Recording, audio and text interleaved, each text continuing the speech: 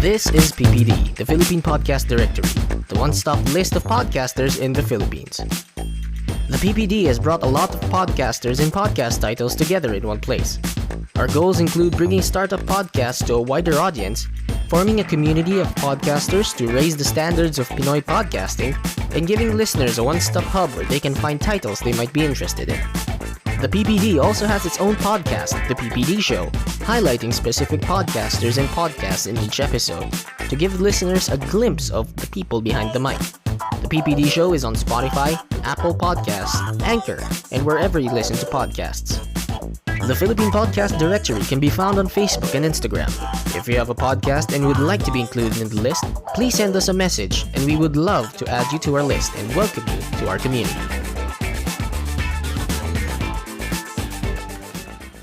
This episode is sponsored by Podmetrics. Podmetrics is a platform we use to get all of the data we need for our shows, from who listens to us to where they are. If you want to start using Podmetrics, visit podmetrics.co and use the code DMTGShowPod. Again, that's podmetrics.co and use the code DMTGShowPod.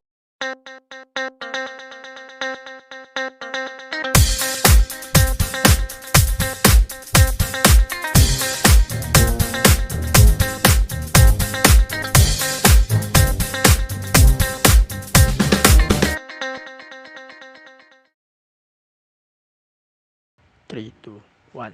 So, welcome to another Unfiltered Tagalog Wrestling Podcast. Every week, this is the MTQ Show Podcast. So, for today's episode, let's talk about the upcoming NXT TakeOver 31. It's been a long time since... Wait, long time? Wala pa tayong 40 days from the last takeover, to be exact. And then, now, we're going to talk about takeover once again. Okay. I know. So, ang tawag ko talaga dito sa takeover na to is the Quickie takeover. Number 1, the quickiest build-up in takeover history. Number 2, not the best card on its history. And number 3, simplest. Parang tinawag ko siyang pinaka-weirdo na takeover ever. Kumbaga, in-announce nila to 2 weeks ago na mayroong takeover. And then, in-announce din nila lately yung mga matches, cards for this whole card. Which is weird. To me, para sa akin, weirdo yon. Kaya, kinawag ko talaga tong Quickie takeover. So, that's why the point still valid. Hindi magbabago yung point ko. So, another thing about this Quickie takeover is parang, ano bang tawag dito? Sinusunod na nila ata yung numbering scheme sa takeover that starts with the 25th, the 30th, and the 31st. I don't know what's going on, pero feeling ko hindi siya nagme-make sense eh. And besides, nasanay ako sa takeover na with tagline, for example, the War Games, example, the NXT takeover, the name of location. But here, it doesn't make sense. That's very, very different from the recent takeovers. So, syempre, wala pa rin crowd, walang bago doon.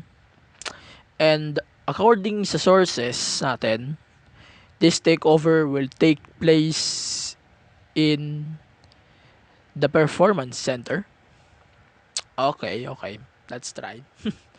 Magandang bagay na nag-move out na ang takeover from the Full Sail University papunta sa Performance Center, which is good actually.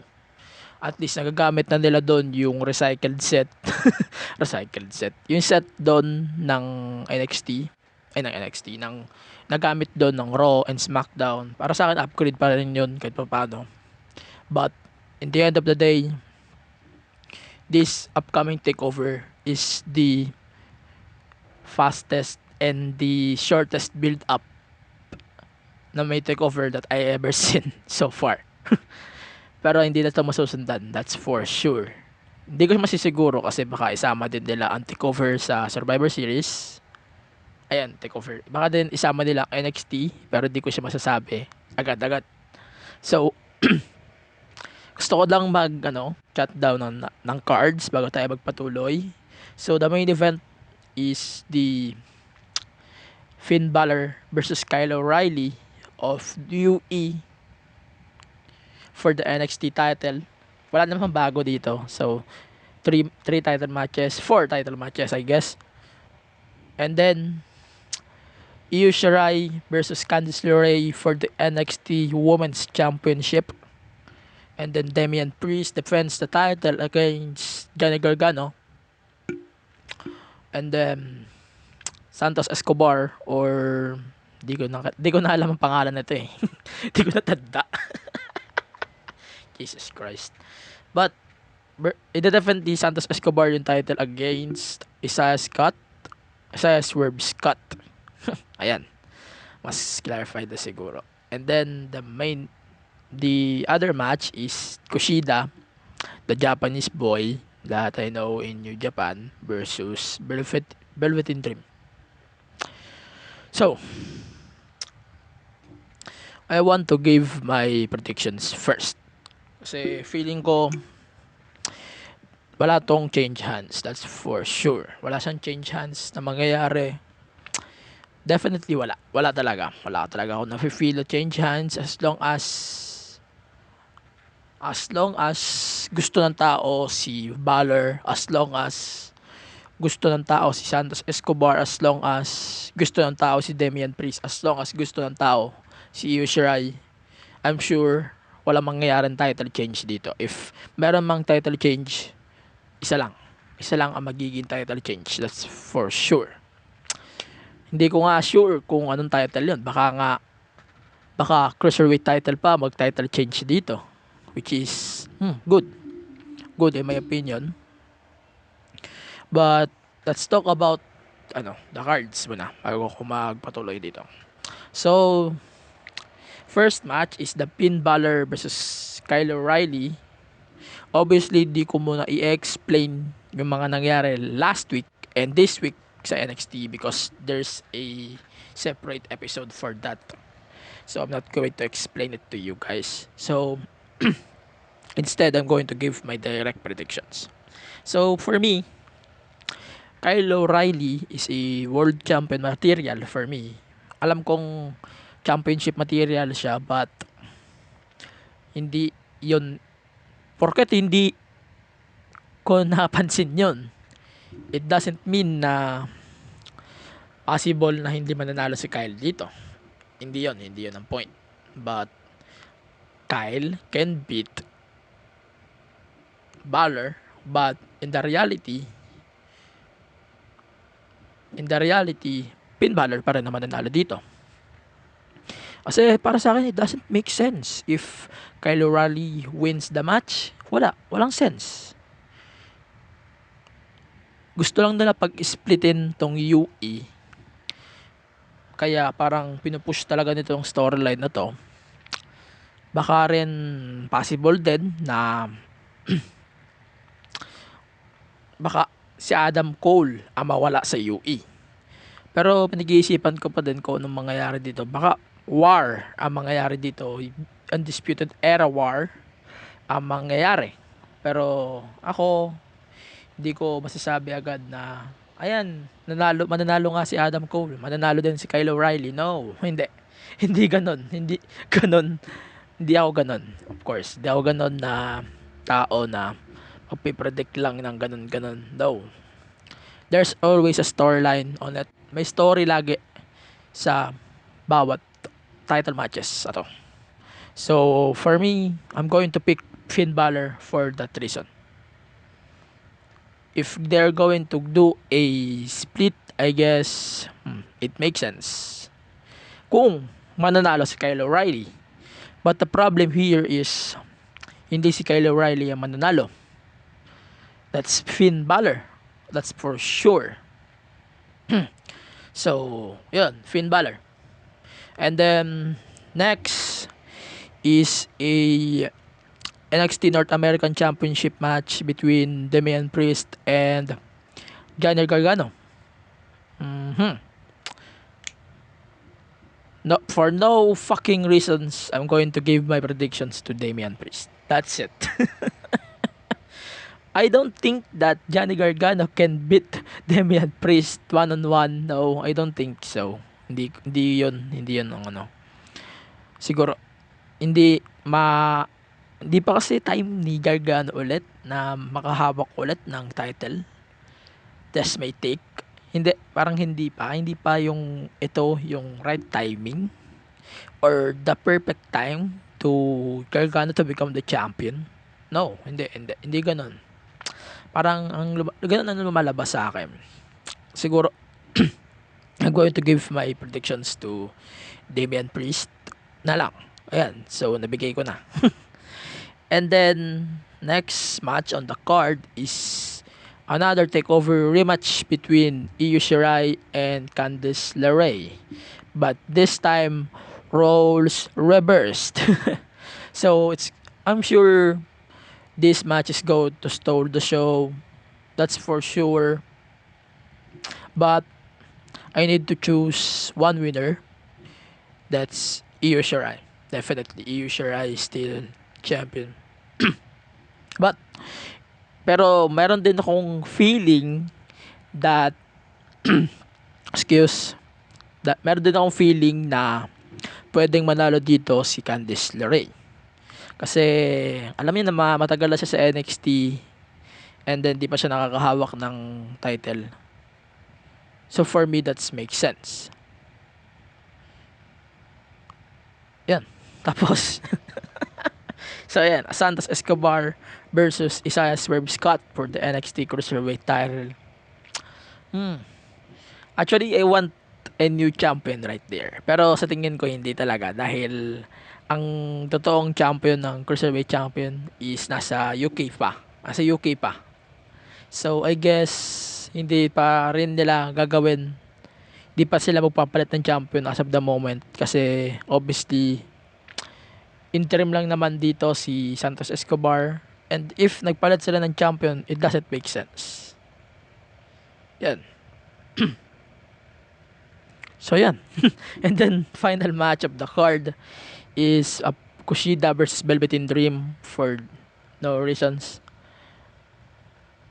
Santos Escobar pala yan. Santos Escobar prediction ko. And then finally Kushida versus Velveteen Dream. Those stipulations.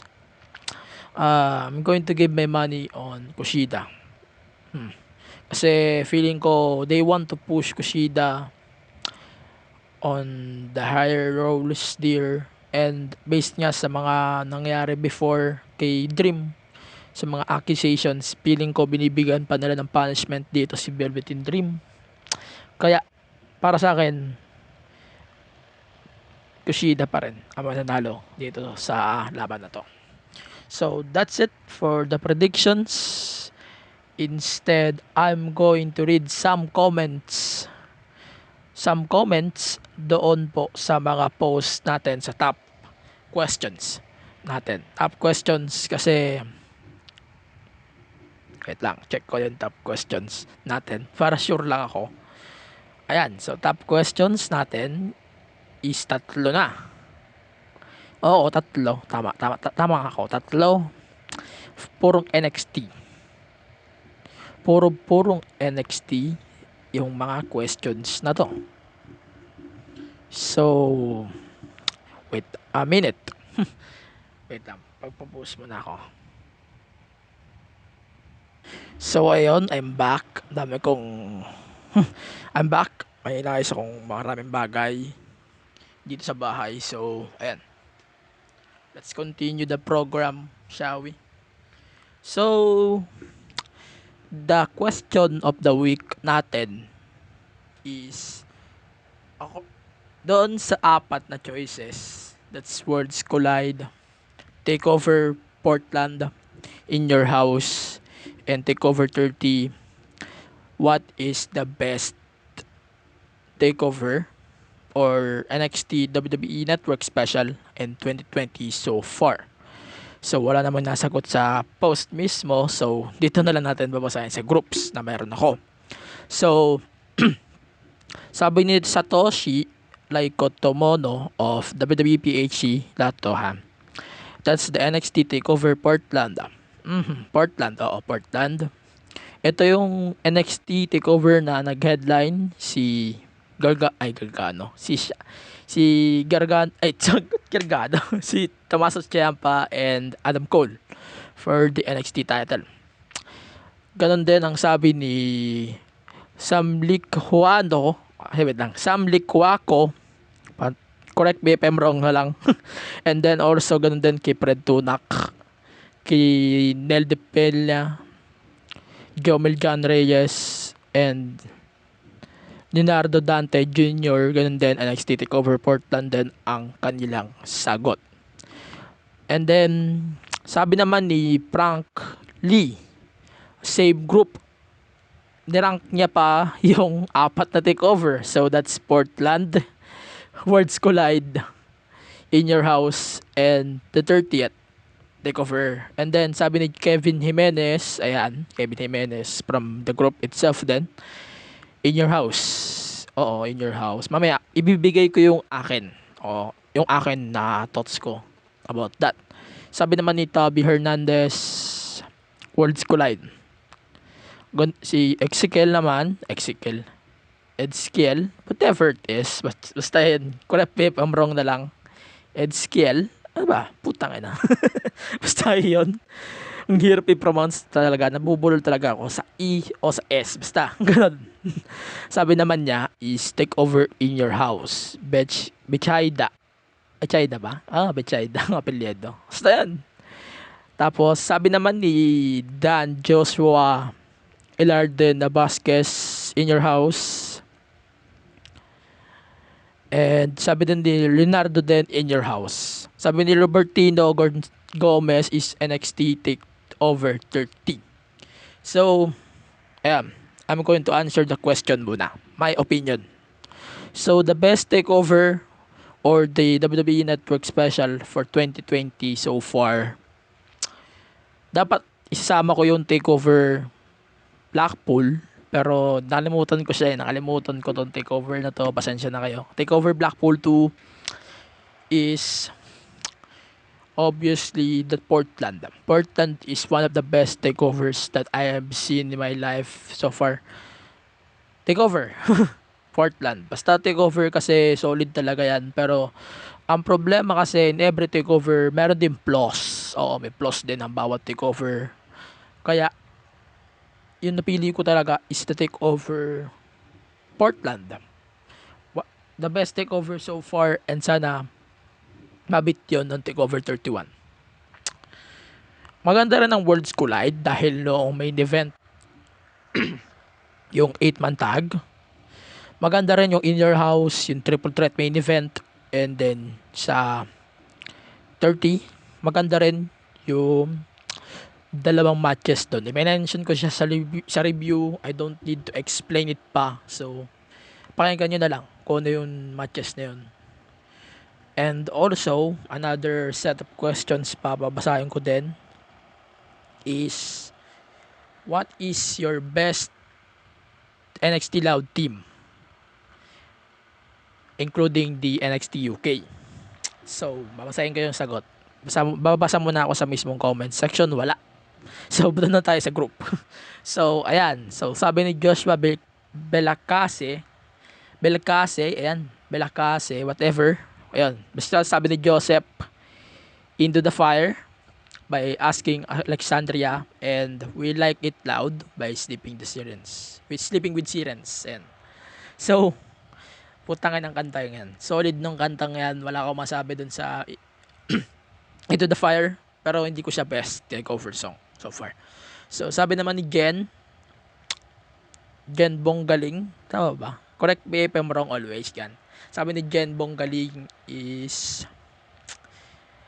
unsated from the We Are Not Your Kind by Slipknot. And then, sabi naman ni Frank EJB, ni John Brian De Rosario, obviously admin ng group, is Voices by Motionless in White. Putang ng kantang yan. Napakaganda ng kantang yan. Wala na akong masasabing kahit ano doon sa kanta na yan. So that's why Voices will always be my anthem song. Yan. Yun lang. Share ko na lang. And then sabi ni Paul Matthew Somera is Ricky by Denzel. One of my favorite hip-hop songs na nagamit sa TakeOver to. Pero, ayan, yun lang. So, sabi naman ni Romoran of Wrestling Podcast is No Fear. No Fear yung sa TakeOver Brooklyn. Naalala ko yun. Solid doon. Solid din doon. Pero, yan yung isa sa mga favorite ko din. Pero, hindi eh. Hindi talaga yun eh. Tsaka sabi ni Janber, ayan, I Disagree. Tsaka X by Papi. Ano to? Papi fanboy ka? No, hindi, joke lang. So basically, ang dami kasi solid na kanta sa TakeOver. Ang dami. Halos ang hirap pumili eh. So, ako, sagutin ko yung question, ha? The best NXT TakeOver song in the history of NXT para sa akin is tatlong kanta yon. Number 1 is Voices, dahil parang tumugma siya sa location, tumugma siya sa tema ng War Games on that year 2017-18, ewan ko. Correct me if I'm wrong. Tumugma siya sa tema ng event, tumugma siya sa lugar, of course, and then history din dahil yung kanta na yon is yung banda na kumanta noon is Motionless in White, is the first band first band na feature sa NXT Loud. So ayan, yun na yun, fact yun. And then number 2 is Judas by Fuzzy. Alam niyo naman kung saan pa na yun ginagamit ngayon. Alamin na ako sa promotion yun ginagamit. I don't want to mention it na. Wala. Maganda talaga yung kanta na yun. Props to Jericho din. Happy 30th. Happy 30th anniversary sa wrestling industry. And then, the number 3 is yung No Fear. Yun din ang sabi ni Romoran. That's my fucking favorite song in terms of hip-hop songs sa lahat ng compilation sa Loud. So, magbibigay din ako ng honorable mentions doon. Sa NXT UK naman, meron akong pinili doon. Is yung Fight Fire with Fire. Ayan, putang ina, naulit ko na. Sa Fight Fire with Fire, that's my favorite TakeOver song from the UK. At saka yung wait lang, hindi ko na naalala yung kanta. Hindi ko na naalala. Basta wait lang. Ayun, tsaka yung Hate You by Boston Manor. Sa TakeOver din yun ginamit. Sa Cardiff. So, yan. Hihinga na ako ng malalim. So, yan. Thank you sa lahat ng mga nag-respond sa questions natin. Sana makabawi pa tayo for the next episodes. And yung Hell in a Cell is babasahin ko na lang during Hell in a Cell, maybe pa. Ewan ko kailan ko siya And ayan, some updates na lang. So ewan ko, 2 episode ang i-release ko by today, para by Friday, October 2nd. Habang nagre-record kasi ako, iniisip ko if itutuloy ko yung mock draft. Pero I guess itutuloy ko yun. Siyempre itutuloy ko yun. Sayang na yung paghihirap ko dun sa mock draft na sinusulat ko na. for the past few days. And yun lang.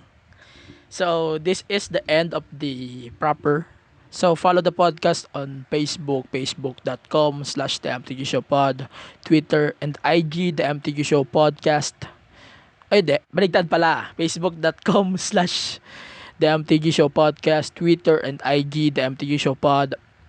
And then follow the podcast on Spotify, Apple Podcast, Google Podcast, Anchor, and download the MTQ Show Podcast app on the Google Play Store. Listen right there. Maganda yung app na yun. Grabe, wala akong masabi doon. And then use pag na-open na yung Patreon, baka maglagay na rin ako ng stuff sa Patreon. And then sa MTQ Show Podcast app, pagka meron ng Patreon doon, pag matino na yung Patreon doon, baka sumingil na ako ng 100 for 2 months.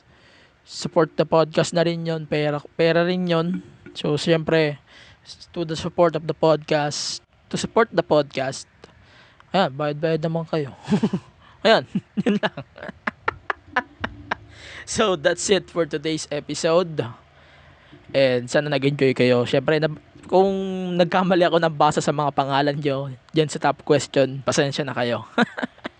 So yeah, that's it for today's episode. But remember, stay safe and stay Raso. Thank you and see you on the next podcast episode. This episode is sponsored by Podmetrics. Podmetrics is a platform we use to get all of the data we need for our shows. From who listens to us to where they are. If you want to start using Podmetrics, visit podmetrics.co and use the code TheMTGShowPod. Again, that's podmetrics.co and use the code TheMTGShowPod.